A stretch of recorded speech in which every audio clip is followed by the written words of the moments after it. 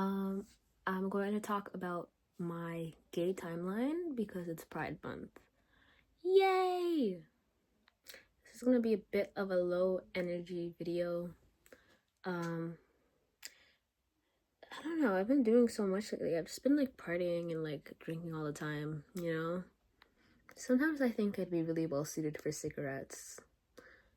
But I don't want to buy one. I don't want to buy a pack because that means it's actually over, you know? I've just been bumming it off for years now. I think being gay can be both really beautiful and also really fucking embarrassing. Mostly because it's just like, damn, I can't even choose these struggles, you know? And like women are so freaking indecisive. Not to be misogyny core, because I know like the problems of straight people are like, oh yeah, like he beat the shit out of me. But it's just okay, well I did kind of talk about this in my fast food is better than lesbian situationships video. You guys should watch that. Look at my room. Isn't it gorgeous? Isn't she gorgeous? Look at me. Ah! But anywho, I believe in manifestation a great bit. And kind of the the entry level requirement of being good at manifesting is just like you don't stick to stories about yourself that are not what you desire. And I think I've pretty successfully applied that to the rest of my life. But for my love life, I just want to fucking complain. I really do just want to complain. So the full story, when I was born July 28th, 2003 at 7:30 a.m., I came out faggy as fuck. And since then I was really I was really into Wings Club. And the thing about Wings Club is that those fairies would get hit and fall and like they'd be down very often, but then I'd kind of be hearing them groan and like moan and stuff, and I would be like, wait, what is that? What is that? What is that melody? Is that freaked out? Is that a bad thing to say? I was a child. I think there was something going on there, because even if you look at my OCs during that time, it's all just like murder and death and like the torture.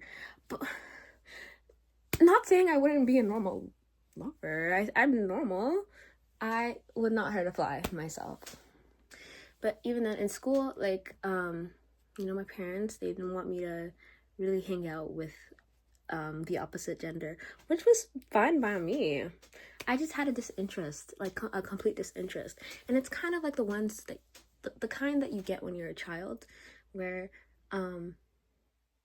you only want to watch girl things, you only want to read girl things with like all girl casts.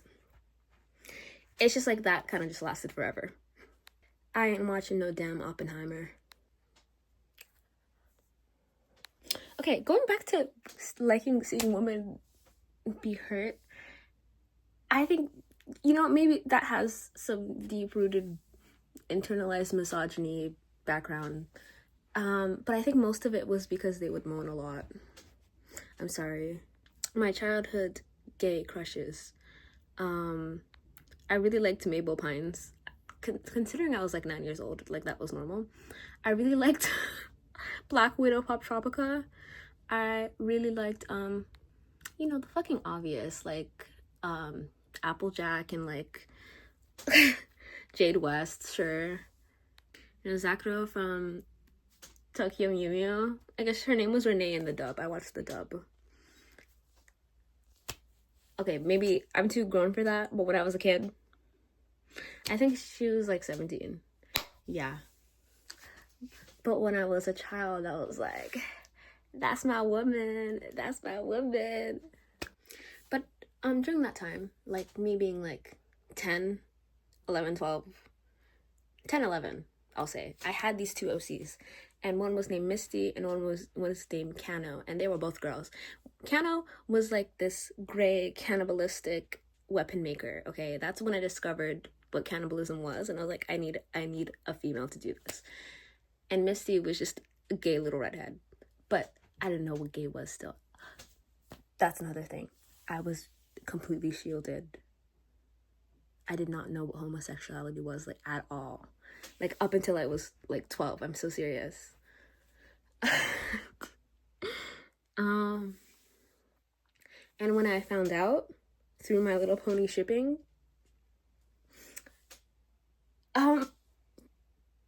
okay, wait, I genuinely think My Little Pony Rainbow Rocks, there was a fan-made music video to I Kissed a Girl, and it was Rarity and Adagio from my Equestria Girls Rainbow Rocks. That's like where I found out. But anyway, as soon as I did, I made Misty and Kano girlfriends. And now they're not anymore. Now they're just like a situationship. Now they're much worse because they're like an open-ended, weird situation. That's realistic, right? And like in middle school, I also had like this best friend who was like low-key gay. Well, she is gay, but like she was like, I've never heard anyone talk about it in real life. I guess that did a lot for me because I was like, okay, wait, like if you're not afraid to say it, like I might be on the same page, you know? And yeah. I also think like she had a crush on me and then I also had a crush on her, but it was like just like weird middle school, like I told her that I would think about it and then I never mentioned it again and we never mentioned it again and that was it. But that was when something crazy happened. I got into Luna when it was over. And Luna was still pre-debut. It was still pre-debut Luna, and then I'm in high school and Heart Attack by Chu comes out and I stop being vaguely bisexual. I'm a lesbian now. And this poses a lot of problems, but in my head, in my little 14-year-old head, I was like, you know what, I'm gonna kill myself anyway, or just like not do anything about it, because I was also just so insecure where I couldn't like even imagine actually being with someone because I did not believe anyone could like me. Also, like, I didn't need that because I had Luna. I had Luna. Like, I had Kim Lip. I had AKB48. I had Minatsaki Sana. And I had my OCs to live through. And I just kind of made them all gay at this point. Okay, but also around this time, like, Discord started, like, actually being, like, a popular thing. Which means e-dating. So I had a 1 week long girlfriend from Venezuela. And she was like really romantic, and I told her it wouldn't work out, and then she started like threatening me over WhatsApp. But when that happened, I was thinking like, wow, this is nice. Like it is so nice to have this girl compliment me. And I was like, wait, do we want to live? And then I have a bunch of like short-lived, unserious micro girlfriends like over the years, and I am loving it. I'm getting like vaguely freaky, and then it's just like, damn, I want to live and keep doing this. I would also kill myself if I had to be with a man. And so because that became so real, I came out to my favorite sister. I forgot what happened after that. Like pretty much all of high school, I just kind of like didn't do much because I don't know, like I dipped my toes a lot, but I didn't really meet anyone where I was like, oh my god.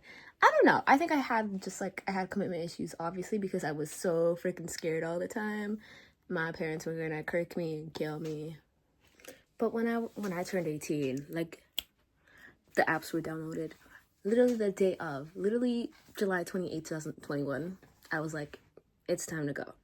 And I think the first person I just kind of like was really, really obsessed with them because they kind of edged me, and they're like, oh, like You can be girlfriend or no. You know, we can date and stuff. And also, I was just so excited to date someone because I was just like, finally. And also, because I'm like kind of an adult now, like, and I'm not in high school, and like I can low-key leave my house and probably go to your house, you know? It was on site. I was going crazy. I was absolutely ridiculously crazy to this person.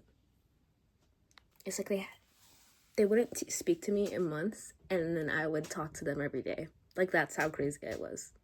And then the next situationship, the same thing happened. Even though, like, I was promised more in the beginning. Oh, also, I think the first one, I don't think I even met that person in person ever. But anyway, the second person, a lot more promise. And I really, really liked her.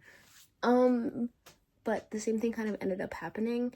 And I really think it was just kind of a reflection of my self-worth, which was like really better, but still quite low. And then the third situation happened, and then I was like kind of back. I was like, okay, actually, I really learned how to put myself on the pedestal, you know? And because of that, I was a lot more choosy, and I didn't feel like spamming so much. And I just kind of, like, that ended. And she was actually the one spamming me at the end. In between all of this, I've been fucking. It's kind of like I really wanted a relationship, but it just none of them really was working out. And then the situation of all situations happened the beginning of last year, and I had in my head that my standard was somebody that was obsessed with me. This person was obsessed with me, and I was just kind of under the impression that I could fall in love with everyone and anyone as long as they were like a woman. Don't do that. Have self-respect. Have a type. But anyway, yeah, I can't even begin. Like, it really does need to be a separate video. But yeah, anyway, just like really mentally ill, broke up with them. They attempted suicide in front of a friend. And, I don't know. And I think got addicted to crack. And then I freaked it one time, and now I'm here. Anyway, do you guys think this is a choice? And leave your answers in the comments below. Side note, lesbian bar nights, club nights, the worst music you could ever think of. I don't know why we don't have taste. I think I need to side quest becoming a DJ so I can fix it, because it's actually quite abysmal. But if I'm going to live life to the fullest, I'm going to fuck every woman. Cheer for me, Adamantators!